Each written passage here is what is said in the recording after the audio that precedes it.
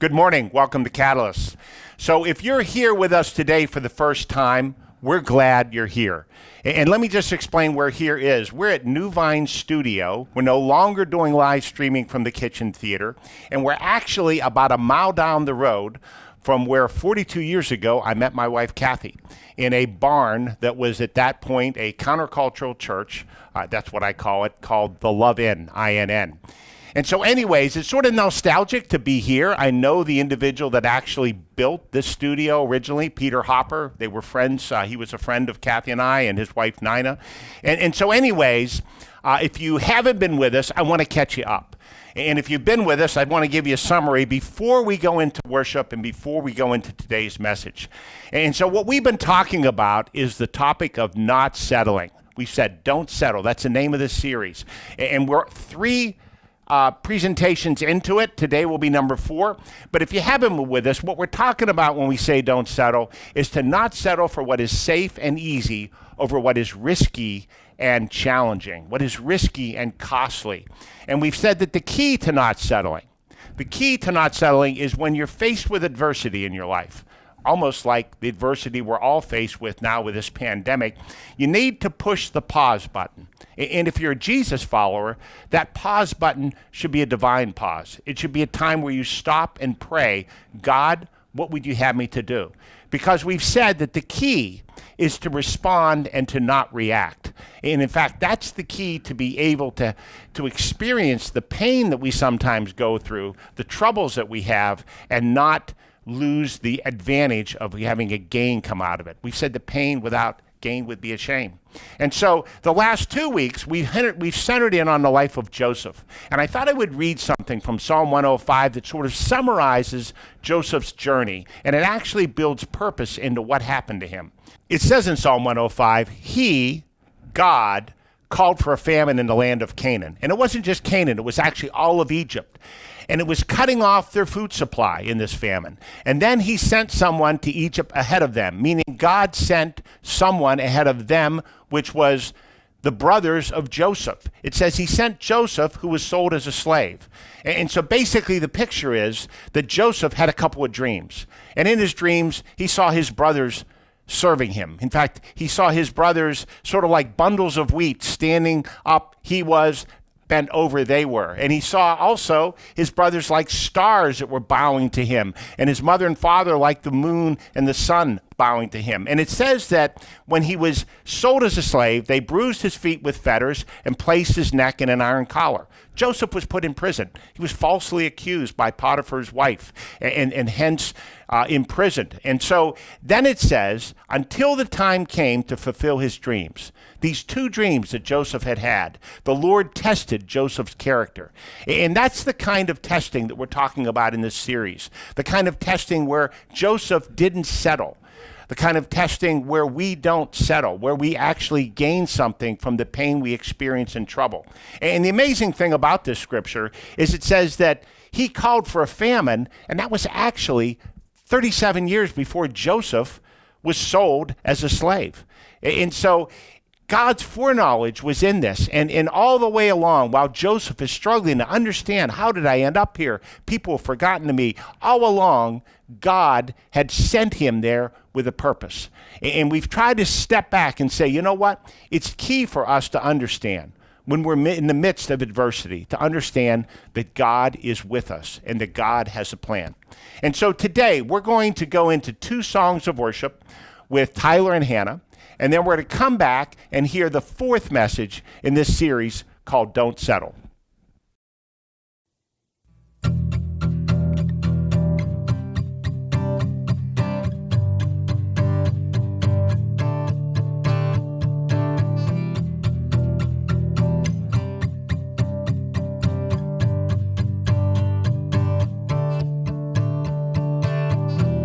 And nothing can separate, even if I ran away, 'cause your love never fails.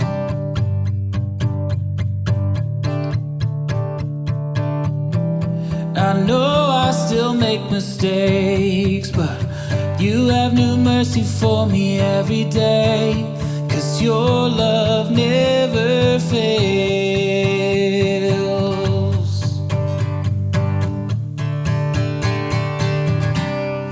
You stay the same through the ages.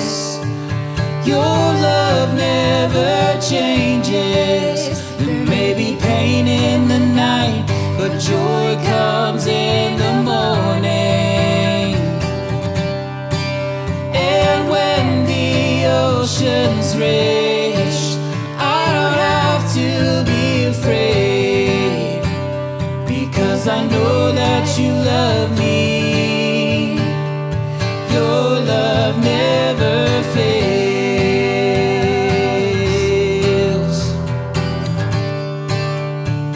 Your love never fails.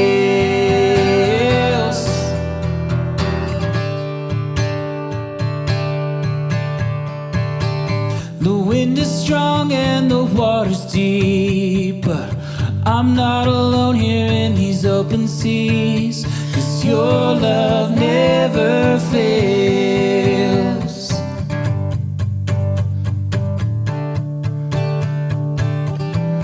The chasm is far too wide. I never thought I'd reach the other side, 'cause your love never fails.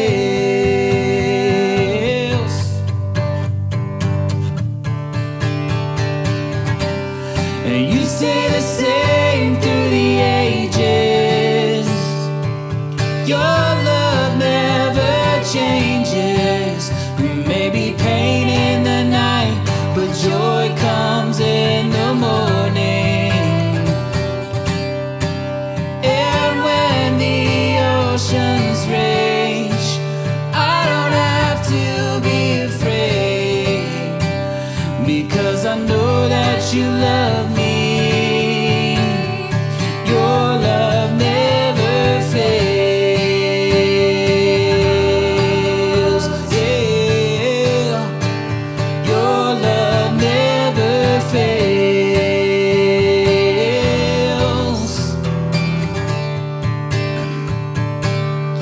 And you make all things work together for my good.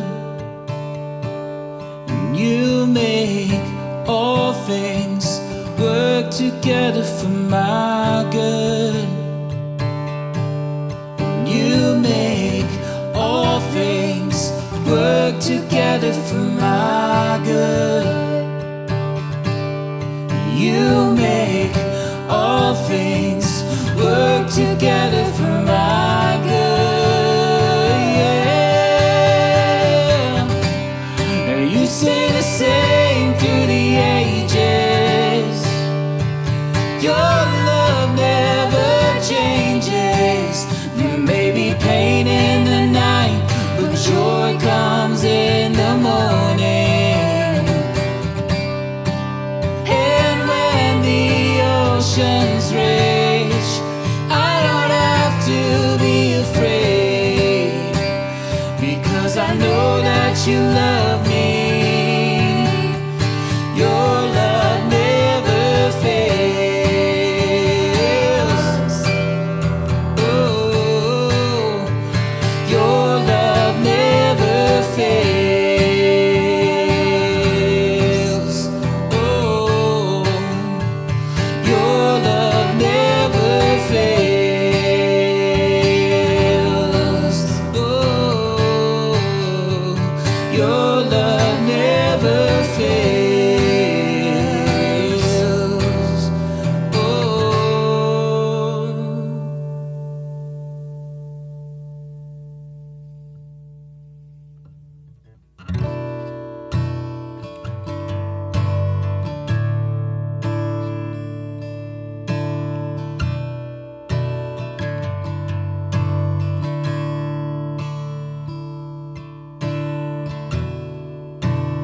Beautifully made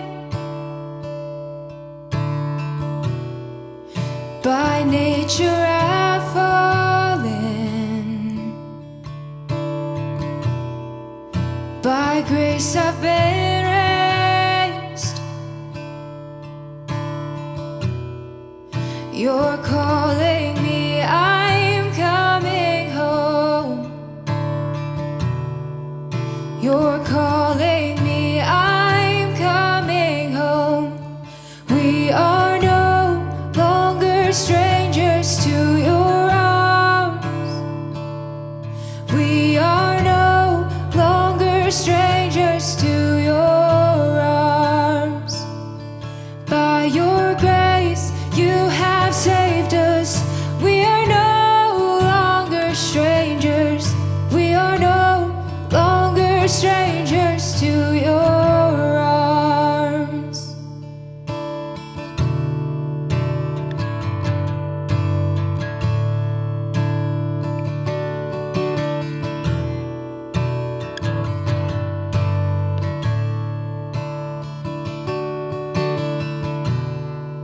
Once exiled by sin,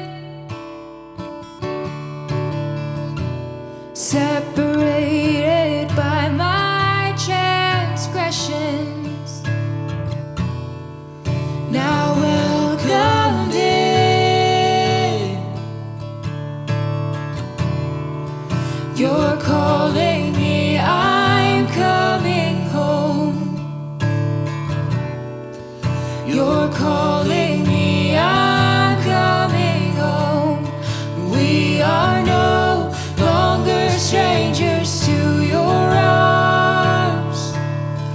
We are no longer strangers to your arms.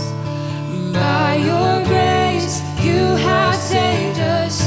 We are no longer strangers. We are no longer strangers to your arms. Father, I'm coming home. Though I have wandered far, your love is reaching out. I'm running to your arms. Father, I'm coming home. Though I have wandered far, your love is reaching out. I'm running to your arms. I'm running to your arms. I'm coming home. I'm coming home.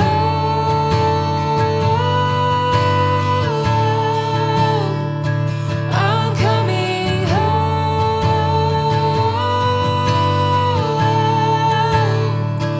I'm coming home.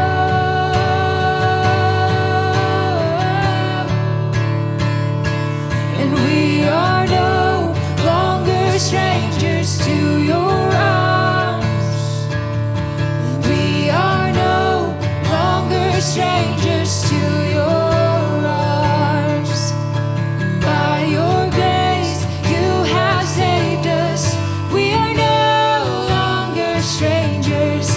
We are no longer strangers to your arms.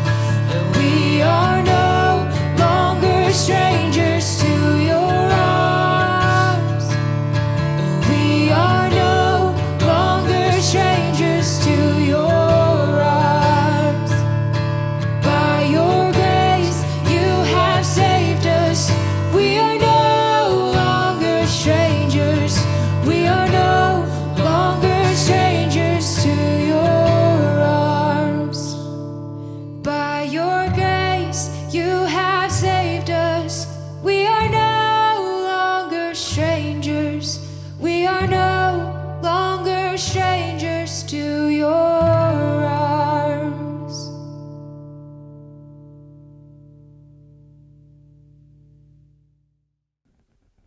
So I have great news for all the women in the audience today. Today's message is about all the men in the audience. And when I say that, I don't mean that it doesn't apply to women. And I think probably in our society more and more it does apply. But what we're going to be talking about is something that is in common in our pursuit of success in life. It's actually sort of an unspoken, overlooked component when it comes to being successful that many of us are driving towards. And it's this word, autonomy.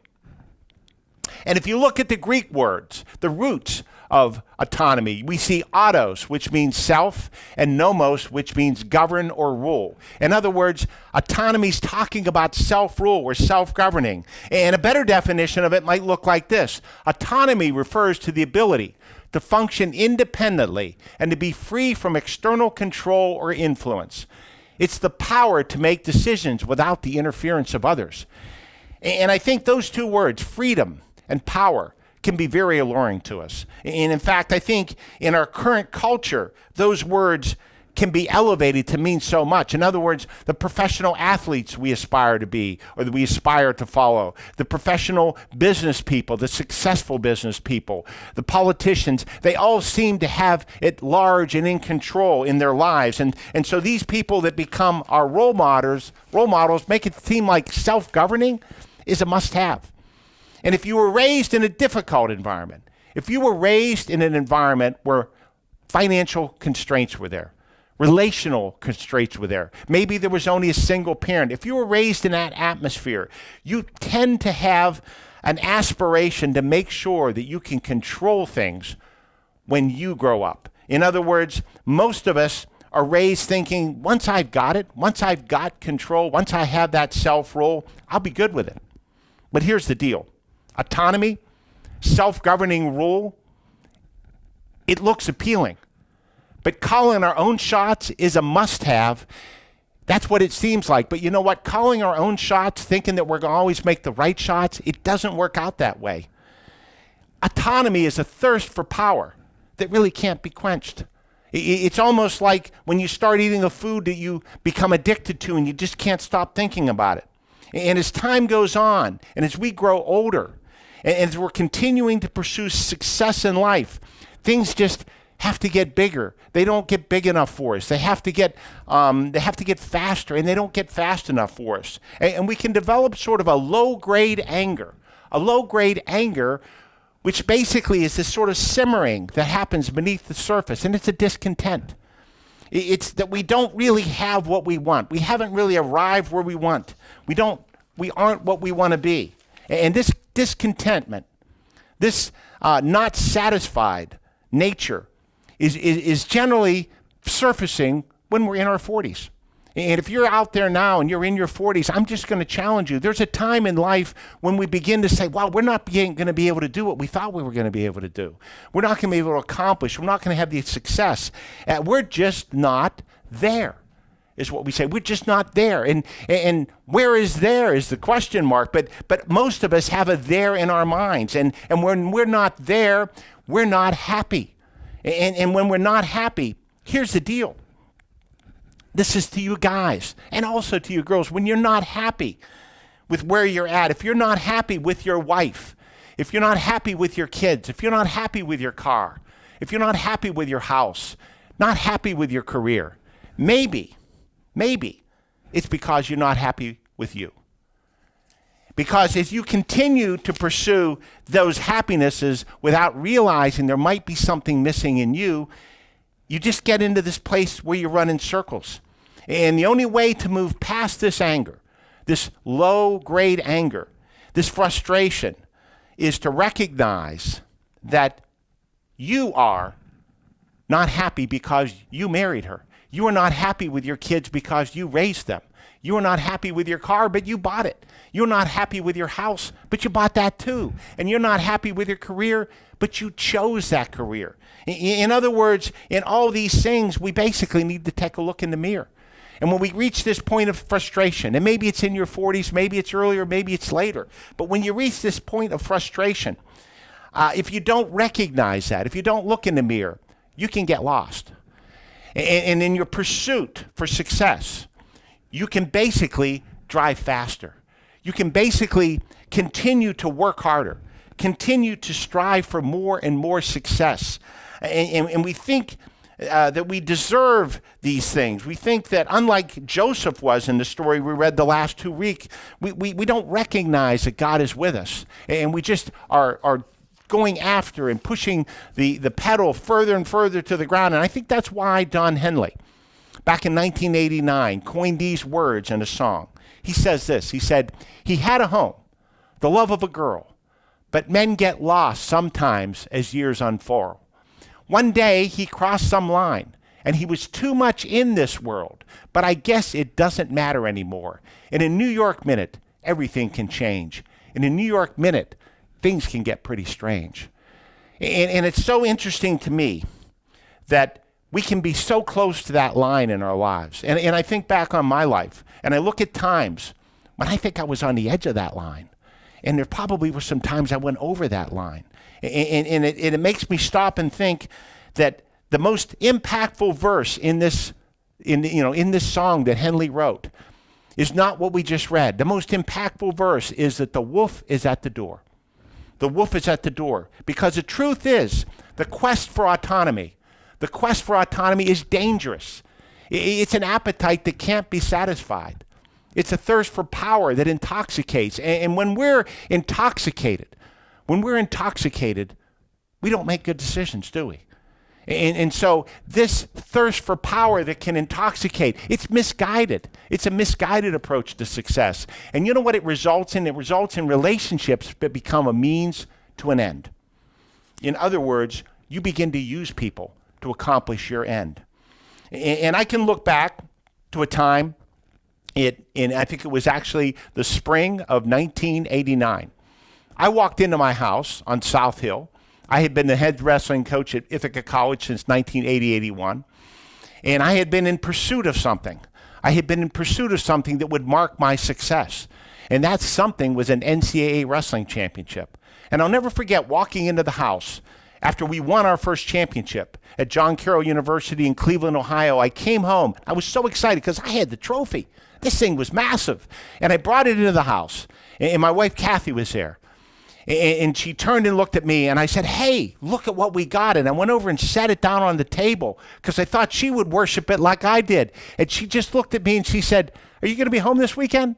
In other words, I was pursuing something, and I was, in some respects, using my family for that. My family paid a big cost for the things and the decisions that I made to pursue that championship and the others that I went after. And thank God, He did take us over the line. We were at the line, but we didn't go totally over the line.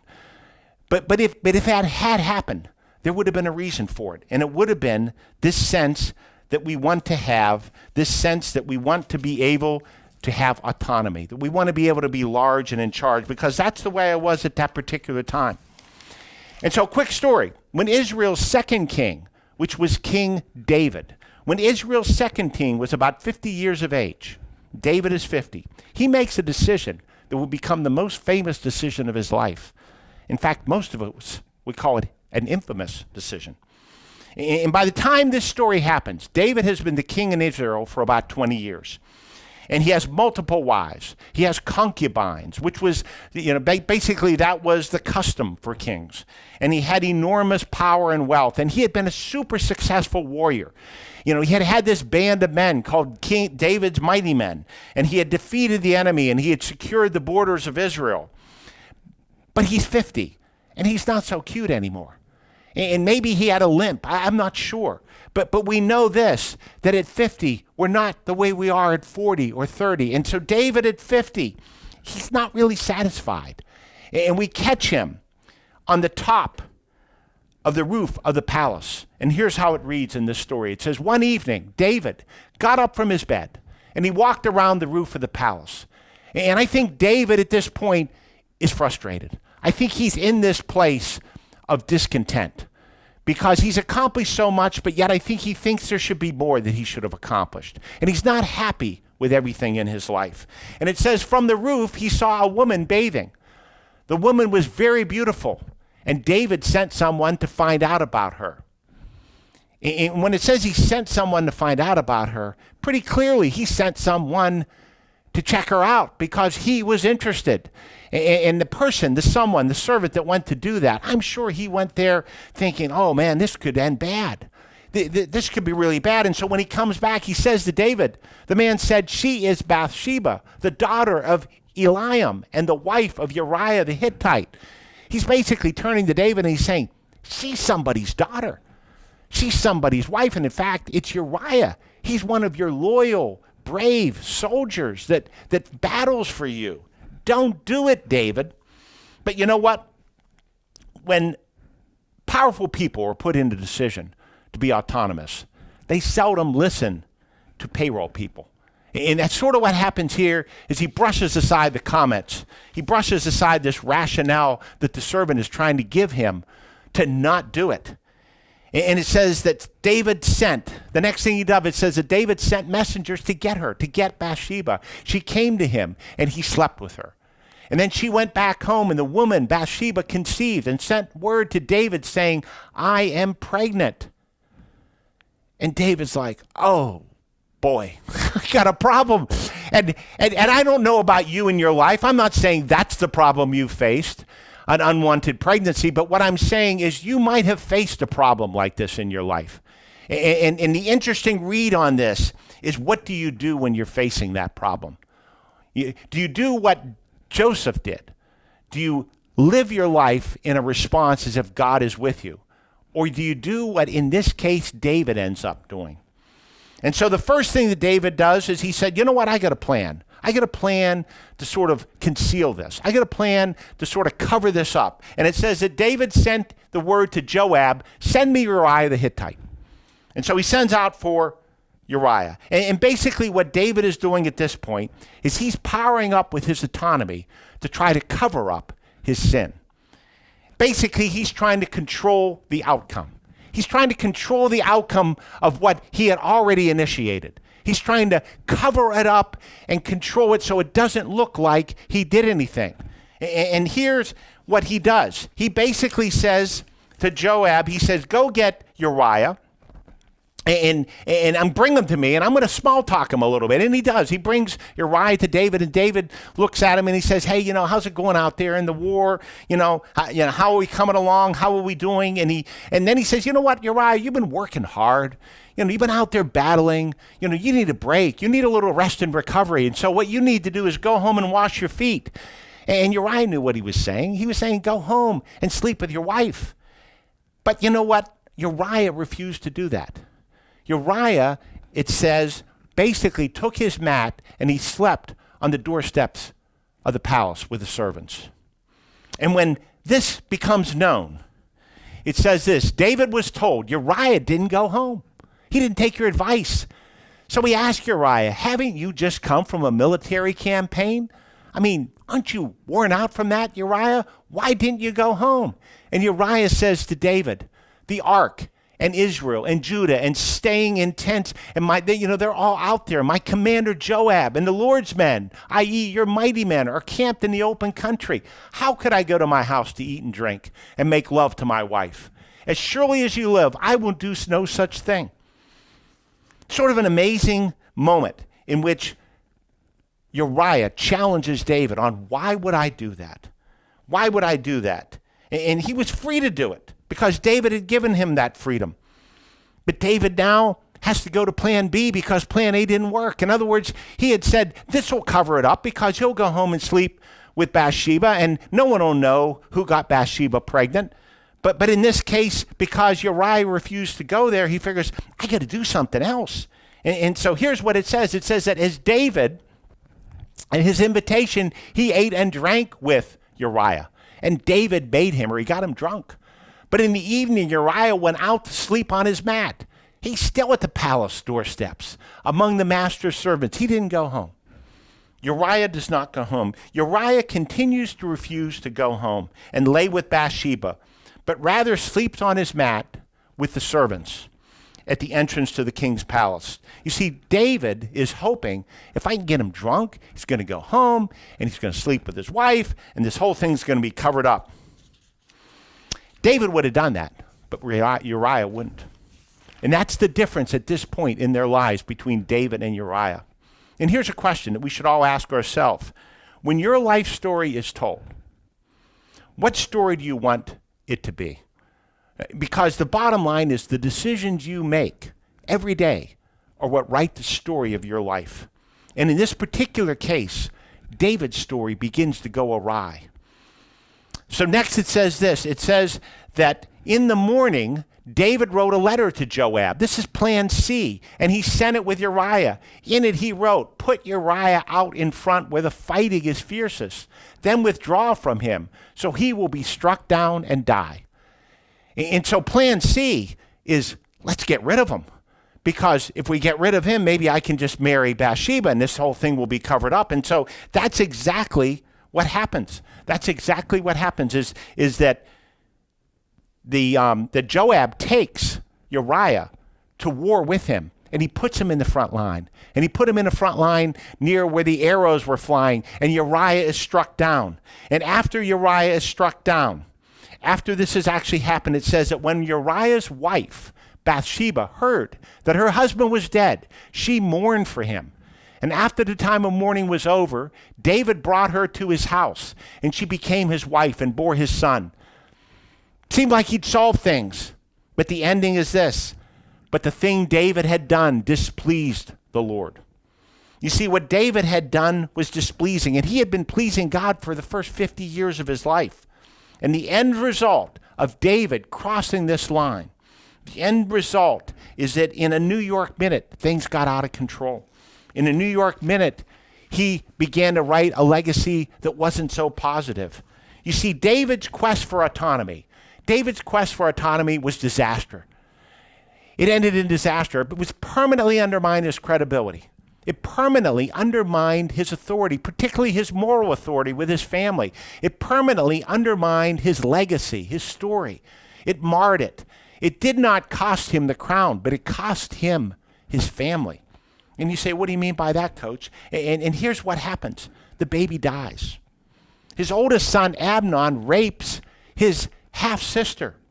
And then his half-sister's brother, Absalom, kills Amnon. And then, at this point, Absalom becomes disenfranchised from David and aspires to be king himself. So he begins to war with David. He puts together a group and he besieges the city of Jerusalem, and David is cast out of the city. And so basically, his family is in shambles because of what he did. And it's interesting. When we stop and run the game film on what happened here, where did things get off course for David? He had done so many amazing things in his life. I think the key is when you go back to the very first verse in 2 Samuel 11 that preceded all the verses we've just looking at, because that's really the backstory that tells us the story of what happened to David. So let's read it. It says that in the spring, at the time when kings go off to war, David sent Joab out with the king's men. That would be his mighty men. That was his closest followers. And the whole Israelite army was with him. But David remained in Jerusalem. And so what do I read into that? That the backstory behind this story of David trying to be autonomous is that he isolated himself.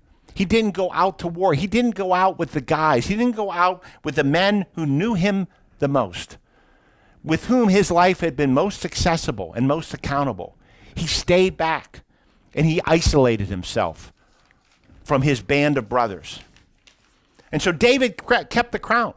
I mean, we see that right in the verse. He kept the crown, but he lost his family. And in a New York minute, everything changed for David, because his search for success, his pursuit of happiness, about feeling better about himself at age 50, didn't end so well. In fact, the bottom line is this concept that being large and in charge, that being sort of a lone ranger, that being autonomous is what we should aspire to, it's a myth. I mean, it's actually a trap. It's an unworthy goal for any of us. It's an appetite for power that cannot be fully or finally satisfied. It's an unquenchable thirst, and you have to be so careful, because just like any drug, just like alcohol, it can begin to grip you and you don't realize it. You can begin to become so focused on accomplishing something, like I was at winning an NCAA wrestling champion. You can become so focused on that, you begin to use the people you love. You begin to abuse the people you love, because anything that stands in your way, anything that stands in the way of that thing that you're aspiring to, becomes expendable. Remember the line I mentioned from Don Henry's song, "The wolf is always at the door." And I see that as sin. I see that as Satan. In fact, it actually says in Genesis 4, when God was speaking to Cain prior to when he slew Abel, he said, "Sin is crouching at the door, Cain. You need to resist it." And I think we need to recognize that in a New York minute, things can change in our life. Everything could be seeming to go right, but if you have that low-grade anger simmer, if there's something that's dissatisfying you, if you're at a point where there's something you don't feel you should, something you feel you should have that you don't have, then in a New York minute, you can make a decision that has an impact like this decision that David made in his life. And here's the bottom line, guys, and I'm speaking to you, although in reality, I'm speaking to all of us, because all of us can apply this. We were not created. We were not made for autonomy. We were made for community. We were created to be transparently living our lives with other people. And we need to surround ourselves with these people who don't need anything from us to have access to us. Because if somebody needs something from me, I can control them. So I need to surround myself with people I can't control if I want to truly be accountable, if I want to truly be accessible to people that can speak into my life. And that's what community is all about. And David's sin is not the only warning about this in Scripture. It's one of many. But two that I wanted to share with you as we sort of land this plane, talking about autonomy and talking about not settling for autonomy. Two are these. Number one, David's son Solomon wrote this: "Two are better than one, because they have a good return for their labor. If either of them falls down, one can help the other up. But pity anyone who falls and has no one to help him up." Pity anyone who has an event happen in their life, like the one David had, and has nobody there that really knows what's going on. And I think that's a call for all of us, to have a level of transparency with some people that are in our life, to be able to have people that can speak into our life, that are community with us, and not just community in terms of just hanging out, but people that know us. Maybe it's your roommate, maybe it's your wife, maybe it's your husband. Somebody who can speak into your life if it gets off course like David's did. And then the writer of Hebrews, who is a Jesus-following Jew, and he's writing to Jesus-following Jews, he says this to us. He says, "Be careful then, dear brothers and sisters."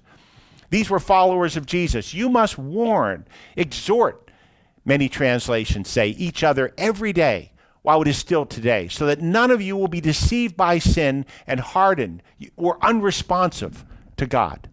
And I think that's such great advice, that we need to stop and we need to be very careful with our lives. We need to be willing to slow down, because in a New York minute, you can cross the line like David did with Bathsheba.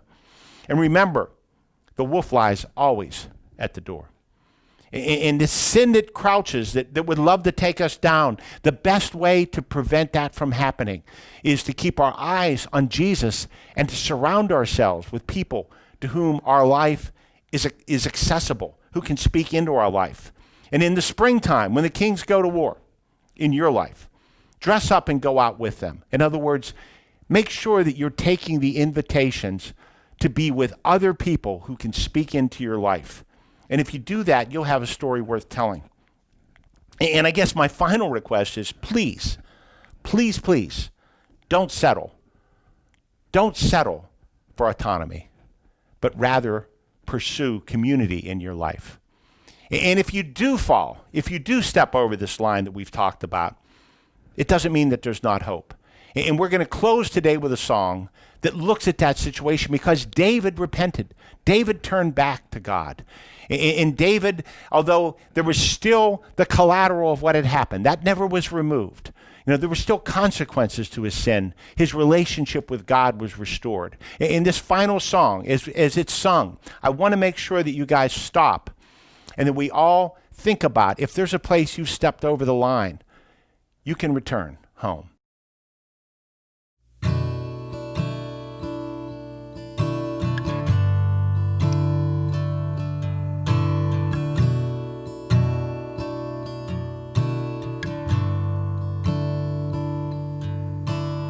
Wounded and forsaken, I was shattered by the fall. Broken and forgotten, feeling lost and all alone. Summoned by the King into the Master's courts, lifted by the Savior and cradled in His arms. Was carried to the table, seated where I don't belong, carried to the table, swept away by His love.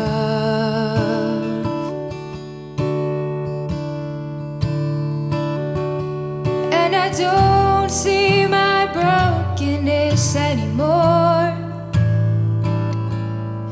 when I'm seated at the table of the Lord, carried to the table, the table of the Lord.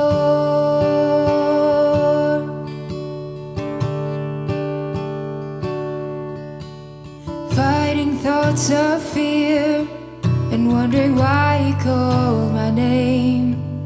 Am I good enough to share this cup? This world has left me lame. Even in my weakness, the Savior called my name. In His holy presence, I am healed and unashamed. I was carried to the table, seated where I don't belong, carried to the table,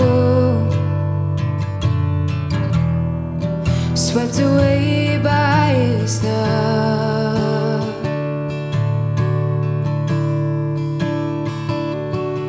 And I don't see my brokenness anymore when I'm seated at the table of the Lord. I was carried to the table, the table of the Lord.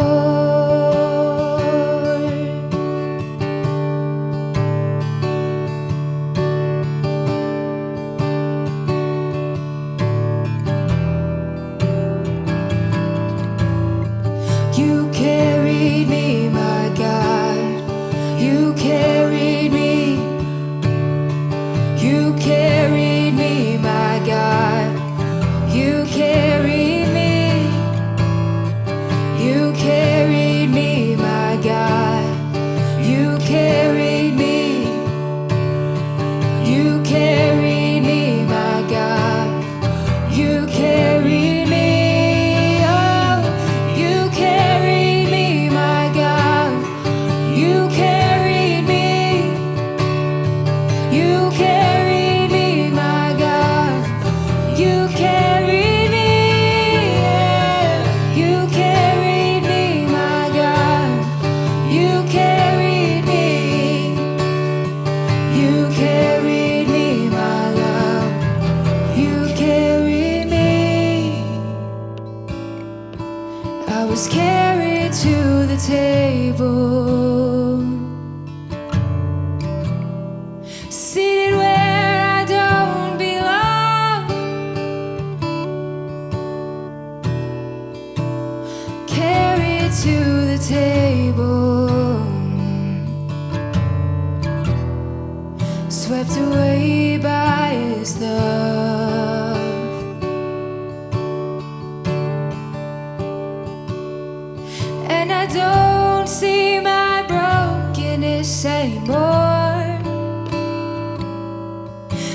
I'm seated at the table of the Lord. I was carried to the table.